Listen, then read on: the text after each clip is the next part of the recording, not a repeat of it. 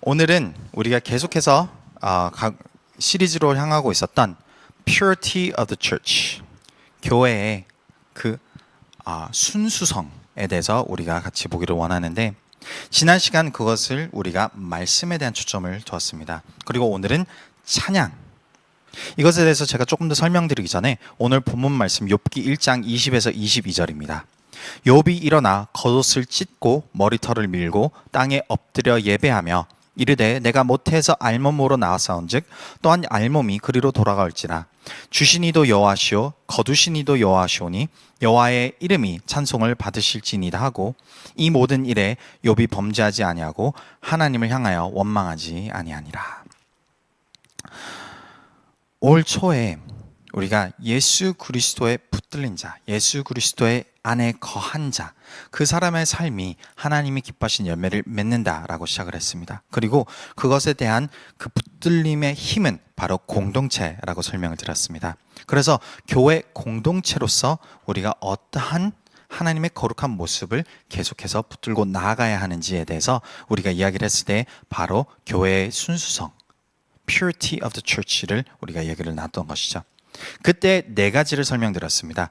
교회로서, 공동체로서 우리가 하나님 앞에 순수함을 유지하기 위해서는 반드시 네 가지가 늘 우리 삶에서 이루어져야 하는데, 첫 번째는 말씀을 사모하는 것, 두 번째는 찬양으로 나아가는 것, 세 번째는 기도를 하는 것, 마지막으로 우리가 금식을 하는 것. 이 네 가지에 대해서 그래서 지난 시간부터 우리가 매주 걸쳐서 보고 있는 것입니다. 지난주 말씀의 핵심은 이거였습니다. 우리가 하나님의 말씀을 사모한다는 것, 하나님의 말씀을 붙든다는 것은 무엇인가? 우리가 매일 말씀을 읽더라도, 우리가 성경 전체 책을 10번, 50번, 100번을 읽을지라도 그 말씀이 나에게 변화로 가져오는 것, 그 말씀이 내 삶을 변화시키는 것은 하나님의 말씀을 갈망하는 사람들의 그 모습이기 때문입니다. 우리가 하나님의 말씀을 갈망하는 데 있어서 어떠한 마음가짐으로 나아가야 되는지 지난주 살펴봤을 때 바로 예수님이 마태복음 4장 4절에 말씀하시던 그 말씀을 우리가 붙들어야만 했다는 거죠. 예수께서 대답하여 이르시되 기록되었으되 사람이 떡으로만 살 것이 아니요 하나님의 입으로부터 나오는 모든 말씀으로 살 것이라 하였느니라. 이 말씀은 예수님이 사탄의 시험을 받는 첫 번째 시험에 대적하는 예수님의 말씀이었습니다. 시험은 무엇이었냐? 40일 금식 이후 엄청 배고프셨을 거기 때문에 하나님이라 한다면 지금 그 능력을 발휘해서 눈앞에 보이는 돌을 떡으로 바꾸는 것이 당신의 그 육체의 보존에 의해서 도움이 되지 않겠느냐 이것입니다. 이 유혹들은 오늘날 우리에게도 존재를 합니다. 내가 필요하다고 생각되는 것, 내가 지금 누려야겠다고 생각하는 것들이 당연히 그게 있어야 되지 않겠냐, 하나님이 그걸 허락하시지 않는 게 하나님이 맞냐라고 유혹을 계속해서 우리 귀 속에, 우리 마음간에 속삭이고 있는 것이죠. 그런데 하나님께서 우리에게 주시는 것은 무엇입니까? 그것을 떠나서 하나님의 말씀으로 살아갈 것. 이것이 우리가 요한복음 6장 말씀에 오병이의 기적과 빗대어서 제가 설명을 드렸습니다. 오병이어를 누렸던 그 사람들, 5,000명 자그마치 여자와 아이들까지 다 합치면 10,000명 이상 넘는 사람들이 그 예수님의 기적을 보고 이제는 예수님만 따르면 나는 배불리 먹을 수 있겠구나, 잘못된 믿음, 잘못된 신앙을 가지고 예수님을 왕을 세우려고 쫓다 보니까 예수님이 그들에게 주신 것은 무엇입니까? 생명의 말씀입니다. 오늘날 우리 그리스도인들도 마찬가지예요. 내가 하나님 앞에서 크고 작은 은혜들을 받아 누릴 수 있습니다. 하나님 앞에 기도했을 때 그것이 응답으로 다가올 수 있습니다. 그러면 어느 순간 우리는 하나님을 지니처럼 대하는 거예요. 램프 요정처럼 대하기 시작을 합니다. 내가 원하는 것을 계속해서 기도하면서 간구하고 바랄 때 하나님이 들어주시면 좋은 하나님, 들어주시지 않으면 안 좋은 하나님, 이런 식으로 살다 보면은 우리의 믿음은 성장이 없습니다. 말씀은 나를 변화시키지 않습니다. 그럼으로써 하나님은 내 기도 응답을 아직 허락하지 않으시는 거예요. 그럼으로써 우리에게 주는 건 무엇입니까? 약속의 말씀.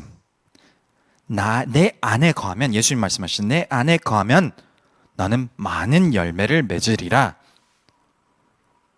성경에서 하나님의 형통함을 약속을 하고 있는데 주님 안에 붙들려만 있으면 우리의 삶의 형통함을 허락하신다고 말씀을 하고 계시는데 그 약속의 말씀부터 우리에게 주는 것이죠. 그것을 믿고 붙드는 자, 믿음으로 그 삶을 붙들고 나아가는 사람이야말로 요한복음 17장 17절 말씀처럼 그들을 진리로 거룩하게 하옵소서. 아버지의 말씀은 진리이니라. 그 진리의 말씀이, 하나님의 말씀이 나를 변화시키기 시작하는 것입니다. 거룩해 만들어가기 시작하는 것입니다. 예수님을 닮아가도록 우리 삶을 계속해서 몰딩해 나가신다는 겁니다. 그게 바로 말씀을 통한 경건함의 모습이죠. 그럼 오늘 두 번째는 바로 찬양을 통한 경건함의 모습입니다. 우리는 되레 찬양이라고 표현했을 때 이렇게 20분, 30분 시간을 보내면서 악기와 더불어 음률이 담긴 그 메시지를 내 마음과 하나님께 선포하는 것을 찬양이라고 생각하기 쉽습니다.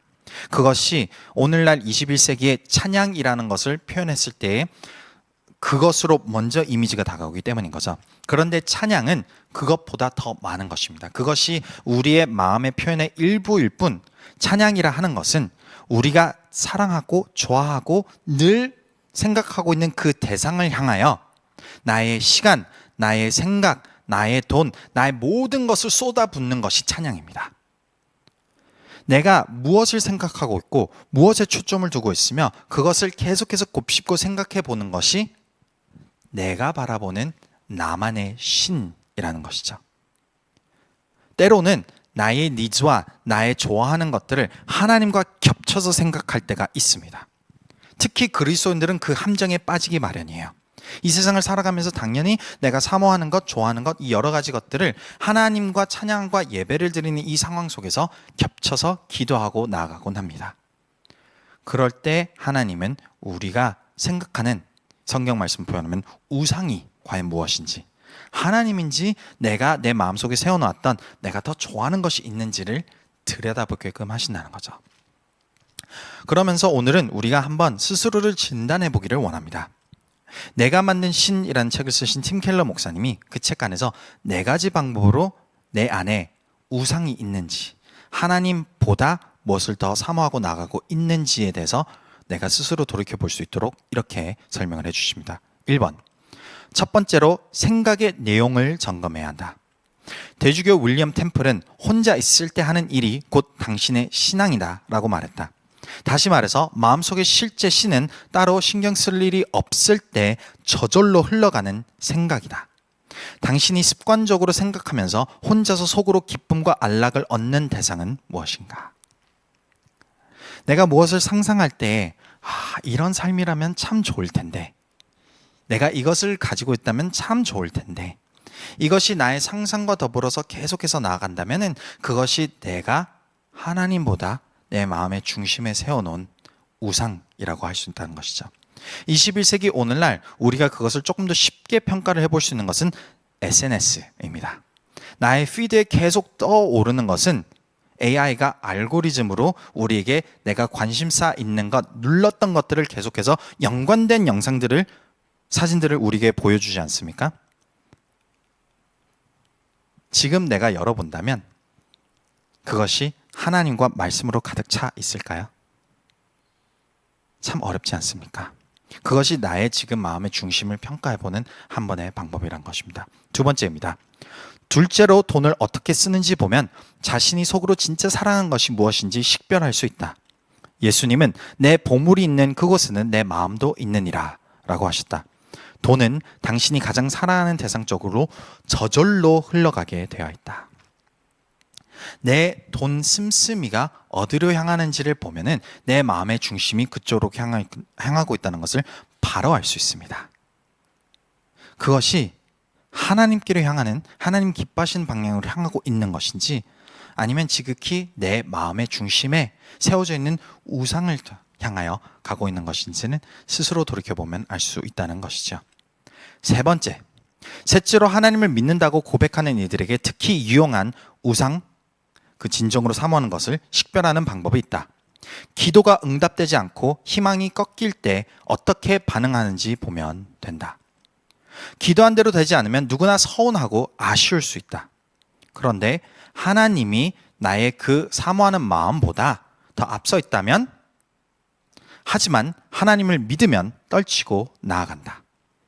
내가 사모하는 것보다 하나님을 더 사모하는 중심이라면 내 기도가 응답되지 않을지라도 다시 하나님께로 돌아오는 것이 그리스도인의 모습입니다. 그러나 기도한 대로 되지 않았다고 분노가 폭발하거나 깊은 절망감에 잠긴다면 그것이 당신의 실제 신일 수 있다. 내가 원했던 나의 커리어가 응답되는 것, 내가 지금 필요한 이것이 나에게 주어지는 것, 내 삶에 이러한 재정이 생기는 것, 이것을 위해서 바라고 노력하고 기도하고 나왔는데 내가 나한테 그것이 주어지지 않는다. 그래서 그 실망감과 좌절감에 빠졌다. 그러면 하나님보다 이것이 나한테 더 중요했던 것이라는 거죠. 그리고 마지막입니다. 마지막 시험은 모두에게 해당된다. 가장 통제하기 힘든 자기 감정을 보라. 화가 날 때면 이렇게 자문해 보라. 나에게 정말로 중요한 뭔가가 있는가? 무슨 수를 서서라도 손에 넣어야만 할 것이 있는가? 심한 두려움과 절망과 죄책감에 대해서도 똑같이 하라. 내가 이토록 두려운 이유는 꼭 필요한 게 아닌데도 필요하다고 여기던 내 삶에 뭔가가 위협받고 있기 때문인가? 내가 이토록 침울한 이유는 꼭 필요한 게 아닌데도 필요하다고 여기던 뭔가를 잃었거나 거기에 실패했기 때문인가? 내가 지금 삶 속에서 무엇을 향하여 악착같이 노력하고 나아가고 있습니까? 근데 그게 나한테 주어지지 않았다고 해서 내가 두려워하고 불안하고 심지어 화를 내고 있다면 그것이 나의 우상입니다.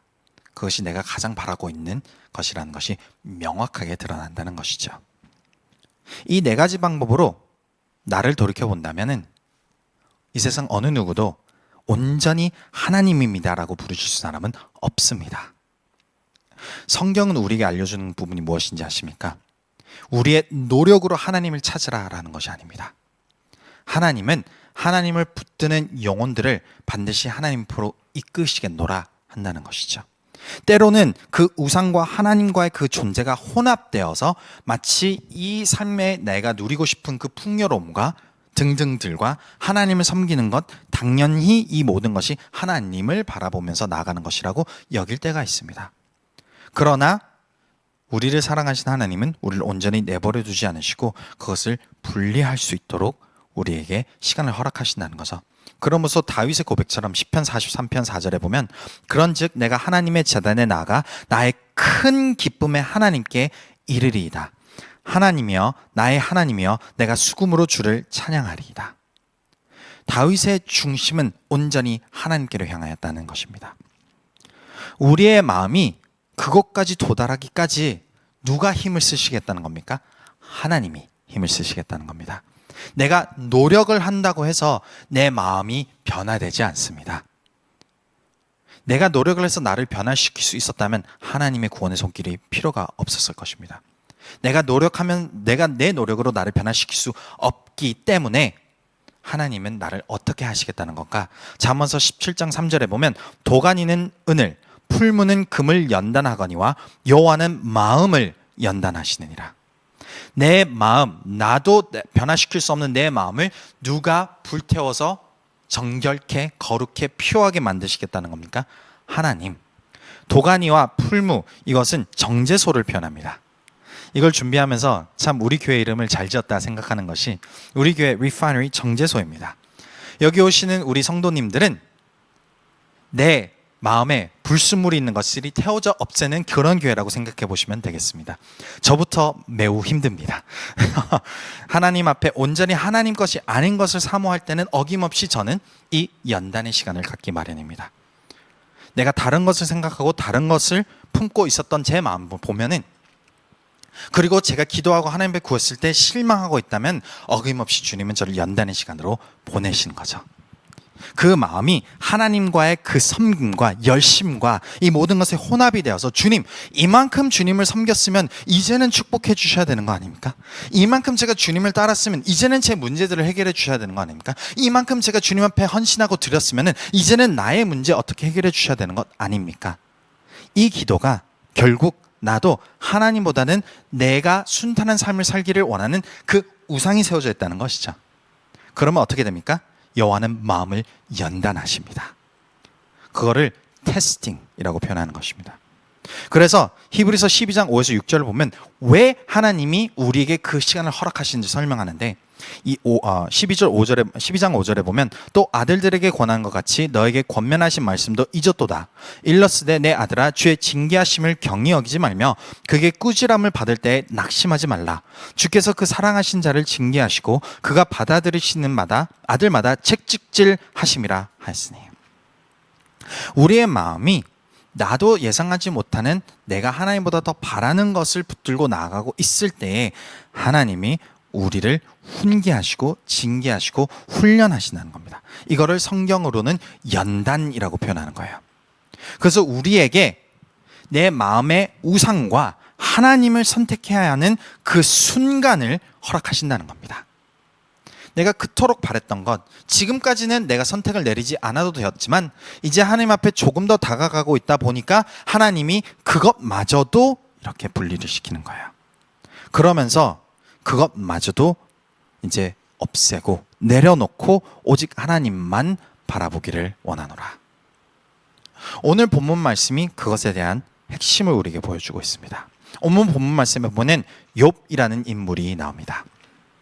욥은 창세기 시간에 살았던 사람으로서 어디서 왔고 어떻게 해서 그 자리에 도달했는지는 모르겠으나 욥에 대하여 1장 1절에 이렇게 표현하는데 우스 땅에 욥이라 불리는 사람이 있었는데 그 사람은 온전하고 정직하여 하나님을 경외하며 악에서 떠난 자더라.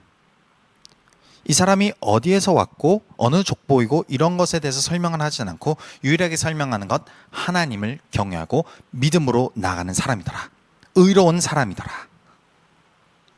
그리고 이 욥에게 주어진 크게 두 가지가 있었는데 첫 번째는 아들 7, 딸 3. 그리고 3절에 보면은 양이 7,000마리, 낙타가 3,000마리, 소가 500결이, 암나귀가 500마리이며 종도 많이 있었다. 구약 시대에 물질적인 축복, 자녀의 축복은 곧 하나님의 축복으로 연결되었습니다. 그렇게 생각을 했던 것이죠. 그래서 이렇게까지 큰 은혜를 누리고 있었다면은 욥은 하나님이 사랑하는 사람이다. 하나님이 축복을 하는 사람이다. 이렇게 견주가 되었을 것입니다. 왜? 욥은 하나님 앞에서 의로운 사람이니까. 왜? 욥은 하나님을 너무나도 사랑하니까. 그렇다면은 한번 보시기 바랍니다. 욥에게 있어서는 하나님과 이 물질들과 두 개로 나눴을 때 하나님을 더 사랑하는 것처럼 보이지 않겠습니까? 그런데 어느 순간 욥의 인생에서도 이것이 혼합되기 시작합니다. 하나님을 사랑하는 그 마음, 의로운 마음이 어느 순간 인간의 본능인 자녀를 위한 마음이 혼합되어서 나간다는 것이죠. 4절과 5절을 보면 그의 아들들이 자기 생일에 각각 자기 집에서 잔치를 베풀고 그의 누이 3명도 청하여 함께 먹고 마시더라. 그들이 차례대로 잔치를 끝내면 욥이 그들을 불러다가 성결하게 하되 아침에 일어나서 그들의 명수대로 번제를 드렸으니 번제라는 것은 내가 지금 잘못한 것에 대해서 하나님에게 내가 지금 제물을 바치는 것입니다. 죄사함을 위해서 해달라는 것이죠. 그래서 지금 이 아들들이 총 10명 되는 이 자녀들이 잘못되는 것에 대해서 마음이 신경 쓰이는 겁니다. 이건 좋은 마음입니다. 어느 부모가 자녀가 안 되기를 바랄까요? 모든 부모의 마음은 자신의 자녀가 잘 되기를 바라는 마음이지 않습니까? 지금 살아가는 현대사회에서도 자녀를 위해서라면은 내 모든 것을 희생해 주고도 남는 것이 부모의 마음입니다. 그것이 지금 욥의 마음이라고 우리에게 보여주는 것입니다. 그런데 욥에게 있어서 이 좋은 마음이 어느 순간 하나님을 향한 나의 그 찬양과 혼합이 되기 시작했다는 것이죠. 하나님 앞에 내가 번제를 드림으로써 여호와 하나님 나의 자녀들을 보호하여 주시옵소서. 하나님을 온전히 찬양하는 것이 아니라 어느 순간 욥도 자신도 모르게 하나님과 거래하고 있는 모습들이 보여지기 시작했다는 겁니다. 이러한 상황 속에서 하나님과 사탄의 대화를 우리에게 보여줍니다. 6절에 보면 하루는 하나님의 아들들이 와서 여호와 앞에 섰고 사탄도 그들 가운데에 온지라. 여호와께서 사탄에게 이르시되 내가 어디서 왔느냐? 사탄이 여호와께 대답하여 이르되 땅을 돌아 여기저기 다녀왔나이다. 여호와께서 사탄에게 이르시되 내가 내 종 욥을 주의하여 보았느냐? 그와 같이 온전하고 정직하여 하나님을 경외하며 악에서 떠난 자는 세상에 없느니라. 하나님이 우리를 소개하실 때는 이렇게 소개하시지 않겠습니까? 예수 그리스도의 구원을 입은 우리는 하나님 앞에선 거룩한 자녀입니다. 하나님 앞에서는 의롭고 하나님을 경외하고 온전하고 악에서 떠난 사람들인 것입니다. 사탄이 우리에 대해서 하나님 앞에 가서 주님, 저기 저 권 목사 보시기 바랍니다. 하나님이 저에 대해서 의롭고 경외하고 악에서 떠난 사람, 너 이런 사람 보았냐? 라고 할 때에 9절에 보면은 사탄이 이렇게 표현하는 것이죠. 욥이 어찌 까닭 없이 하나님을 경외하리까? 주께서 그와 그의 집과 그의 모든 소유물을 울타리로 두르심 때문이 아니니까. 주께서 그의 손으로 하는 바를 복되게 하사 그의 소유물이 땅에 넘치게 하셨음이니이다. 무엇을 말합니까? 하나님이 잘못하시는 거야. 그 친구, 그 권 목사, 하나님이 교회에 이제 사람들을 보내시고 이제 조금 더 뭔가 교회가 되는 것처럼 하니까 하나님을 더 찬양하고 경배하는 겁니다. 교회 그거 다 가져가 보세요. 목사 더 이상 안 하지? 한번 난리 나게 해보세요. 더 이상 하나님 안 섬기지? 이런 겁니다. 우리 인생에 마찬가지예요. 똑같이 사탄이 하나님 앞에서 각자의 영혼을 주님 앞에 놓고 이렇게 이야기를 하는 겁니다. 하나님, 그렇게 다 축복해 주니까, 다 부어주니까, 아낌없이 내어주니까 하나님을 찾는 거죠. 그 사람 마음의 중심 하나님께 있는 것 아닙니다. 그 마음의 중심은 자기가 누리는 것, 편안한 것, 원하는 것, 그런 것들에 있는 거예요. 그래서 11절에 보면 이제 주의 손을 펴서 그의 모든 소유물을 치소서, 그리하시면 틀림없이 주를 향하여 욕하지 않겠나이까. 그 사람 바라고 원하고 기도하고 노력하고 있는 것들 다 걷어가시면 하나님 반드시 욕합니다. 그거 하나님을 찬양하는 것은 다 이유가 있는 거예요. 그 도전 하나님 받아들이십니다. 욥 그런 사람 아니다. 우리 인생에 연단이 찾아오는 이유는 왠지 아십니까? 사탄의 도전 하나님이 받아들이십니다. 우리 성도님들의 마음 가운데 하나님, 온전히 하나님을 바라는 자녀 맞다. 온전히 악에서 떠나려고 발버둥치는 자녀들 맞다. 사탄 아닙니다. 하나님, 지금 본인들이 계속해서 노력하고 있는 것들, 기도하고 있는 것들, 그거 응답 안 해보세요. 그거 뺏어가 보세요. 하나님 안 찾아요. 그래? 해봐. 연단이 시작이 됩니다. 다만 12절에 보면은 욥의 소유물, 자녀까지 포함해서 그 모든 것들은 너가 다 뺏어갈 수는 있지만 욥 몸, 생명에는 지장이 없게 하라. 이것이 하나님이 주어진 조건입니다. 하나님이 우리에게 연단을 허락하실 때는 내가 견디지 못하는 연단을 허락하시는 게 아닙니다. 내가 견딜 수 있는 상황을 허락하시고 그 안에서 하나님을 택하도록 기다리시는 거죠. 그것이 나의 믿음 가운데 온전한 찬양을 드림으로써 내가 더 거룩해 되는 방법인 겁니다. 그래서 이 연단의 시간이 시작됐던 욥의 삶에 어떠한 연단들이 찾아왔는가? 13절부터 쭉 나열합니다. 하루는 욥의 자녀들이 어김없이 파티를 하고 있을 때 14절에 욥의 종이 와서 이야기를 하는데, 소는 밭을 갈고 나귀는 그 곁에서 풀을 먹는데 스바 사람이 갑자기 이르러 그것들을 빼앗고 칼로 종들을 죽였나이다. 여기서 스바 사람이라는 것은 그 욥이 사는 지방에 굉장히 멀리 사는 종족이었습니다. 그러니까 그 당시 기록상으로도 이 사람들이 그렇게 멀리 와서 굳이 욥을 약탈하고 사는 이유를 찾기가 어려웠던 것이죠. 그 사람들이 욥으로 오려면은 애굽을 지나와야만 했습니다. 애굽이 욥보다는 더 부유한 나라이지 않았겠습니까? 그럼에도 불구하고 그곳을 지나서 욥까지 와서 약탈했다 이것입니다. 그것도 갑자기 예측하지 못하는 상황에서. 그런데 두 번째 16절에 보면 그가 아직 말하는 동안에 또 한 사람이 와서 아뢰되 하나님의 불이 하늘에서 떨어져서 양과 종들을 살라버려나이다. 천재지변이 일어났을 때 당시는 하나님이 신이 저주를 내렸다고 생각을 했습니다. 그러니까 하나님의 불이 하늘에서 떨어져서라는 표현은 하나님의 저주가 임했습니다. 이것을 표현하는 것이죠. 그러므로서 소유인 양과 종들이 다 죽어버렸습니다. 이 이야기가 아직 들려오는 동안에 17절에 보면은 또 한 사람이 와서 아뢰되 갈대아 사람이 새 무리를 지어 갑자기 낙타에게 달려들어 그것을 빼앗으며 칼로 종들을 죽였나이다. 갈대아 사람은 아까 스바 사람과는 반대쪽에 멀리 사는 사람들이었습니다.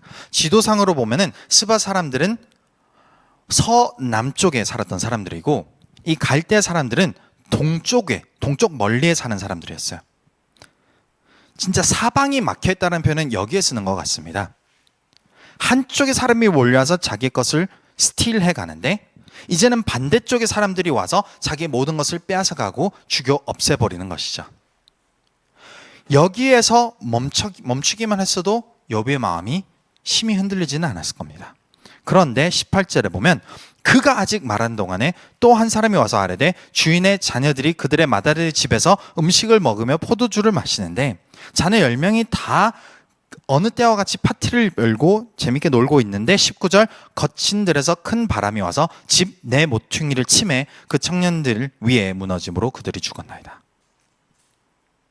그냥 순식간에 욥이 가장 두려웠던 그 일이 벌어집니다. 욥이 가장 염려했던 그 순간이 찾아옵니다. 이 성경 말씀을 우리에게 보여준 이유는 무엇입니까?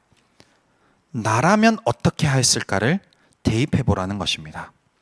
내 인생에 나의 재정, 나의 물건, 나의 가족, 심지어 자녀 다 빼앗아 간다면 나는 진정 하나님을 그럼에도 찬양을 드릴까? 근데 20절에 보면은 욥에 대해서 이렇게 표현합니다. 욥이 일어나 겉옷을 찢고 머리털을 밀고 땅에 엎드려.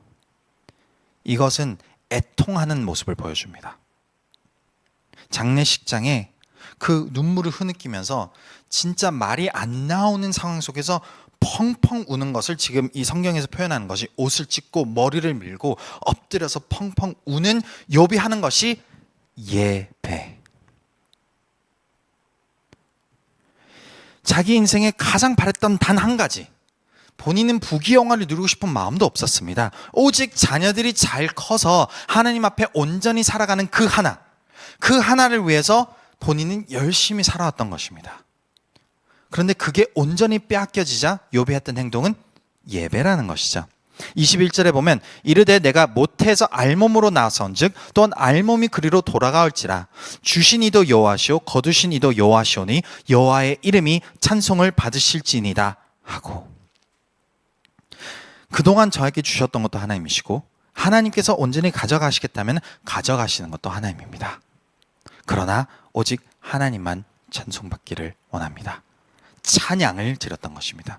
하나님이 욥에게 허락하신 그 연단의 순간 가운데 욥이 하나님과 겹쳐서 보였던 자녀들의 잘됨, 그것이 욥 인생에서 우상으로 세워졌던 것이 이렇게 명백히 갈려져서 보이기 시작했던 것입니다.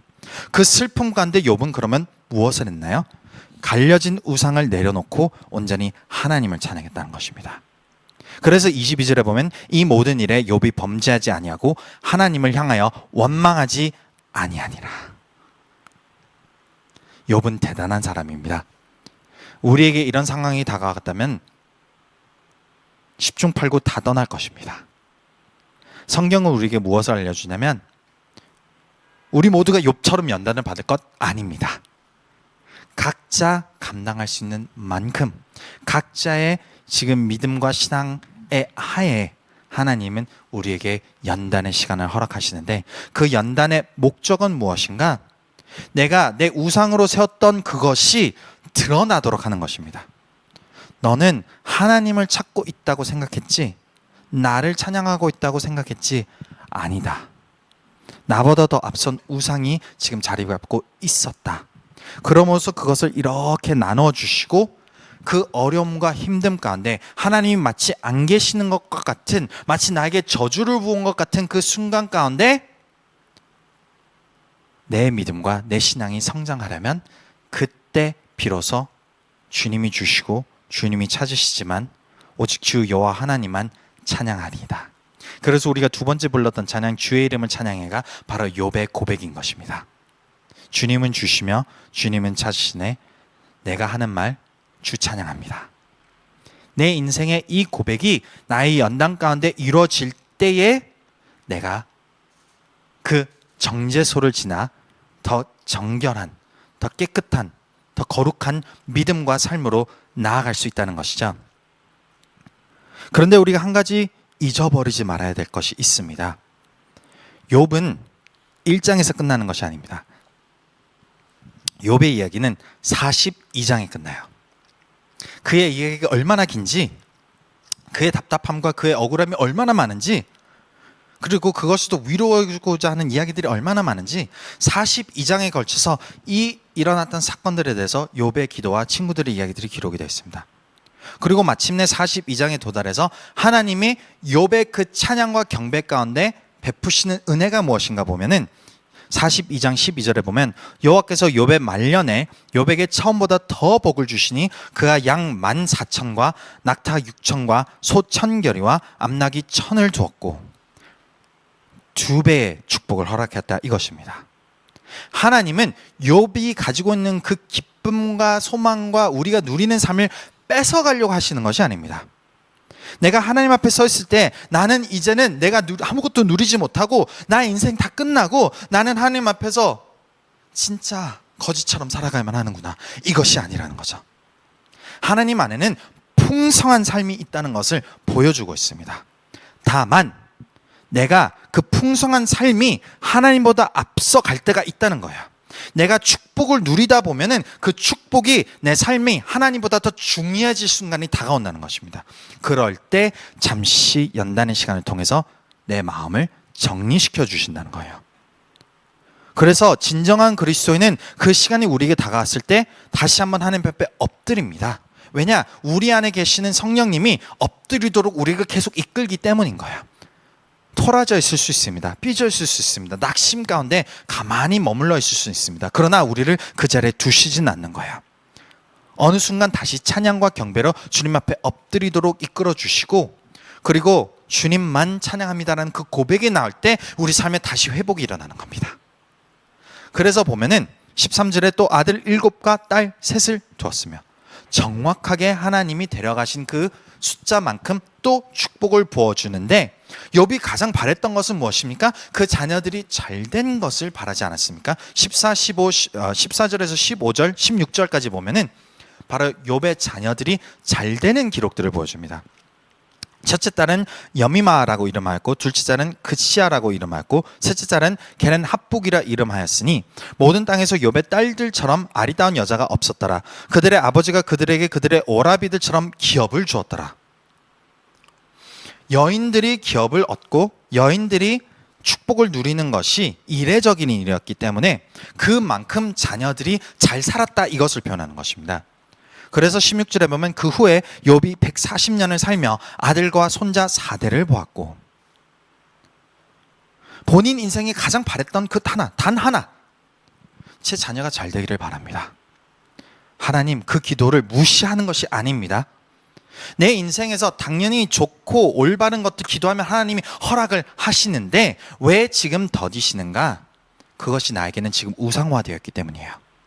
하나님보다 더 바라고 하나님보다 더 열심히 이것이 누려지려고 발버둥 치고 있다면 불태우는 시간을 허락하십니다. 연다는 시간을 허락하십니다. 그 우상과 하나님과를 분리시켜서 너는 이 우상이 지금 더 첫 번째이니 하나님이 너의 중심의 첫 번째이니를 반드시 우리에게 질문을 던집니다. 그리고 예수 안에 속한 사람들은 반드시 성령님의 이끄심 속에서 하나님을 선택하도록 인도하여 주십니다. 그럴 때 17절 욥이 늙어 나이가 차서 죽었더라. 하나님의 풍성한 삶을 누렸더라 이것입니다. 요한복음 10장 10절을 보시기 바랍니다. 도둑이 오는 것은 도둑질하고 죽이고 멸망시키는 것뿐이요 내가 온 것은 양으로 생명을 얻게 하고 더 풍성히 얻게 하려는 것이라. 우리 삶에 하나님께서 기뻐하시는 것은 예수 그리스도에 속하였음으로써 풍성한 삶입니다. 어떠한 상황 속에서도 하나님은 필요한 것 이상을 부어주시고 부어주실 수 있는 분이십니다. 그럼에도 우리에게 지금 그것이 허락되어 있지 않았다면 내 중심을 돌이켜봐야 되는 거예요. 나는 하나님보다 그것을 더 사모하고 있다는 것이죠. 그렇다면 하나님은 허락하지 않으십니다. 그것을 허락하는 순간 나는 그것을 우상으로 만들 것이 뻔하기 때문이에요. 예수님께 속한 자녀들에게는 그 연단이 반드시 있습니다. 그리고 그 상황이 반드시 주어집니다. 그때에 주님, 저는 이것 없이도 주님만을 찬양하겠습니다. 주님, 저는 이것이 이루어지지 않더라도 주님만 바라보겠습니다 라고 고백하고 엎드리고 주님 앞에 나가는 사람에게는 하나님이 비로소 내가 생각했던 이상의 은혜와 축복과 풍성함을 누리도록 축복하시는 겁니다. 저 인생에서도 반복적으로 경험했던 은혜입니다. 그럼에도 불구하고 또 다른 연단이 오면 저도 어리석게 제 우상들을 붙들고 있더라고요. 인간의 죄의 문제는 어쩔 수 없습니다. 그 마음은 내가 변화시킬 수 있는 건 아니더라고요. 그럼에도 불구하고 의로우시고 우리를 사랑하신 하나님은 그 시간 가운데 내려놓게끔 하는 겁니다. 그리고 마침내 하나님이 내려놓은 나의 그 삶 가운데 축복을 부어주실 줄 믿습니다.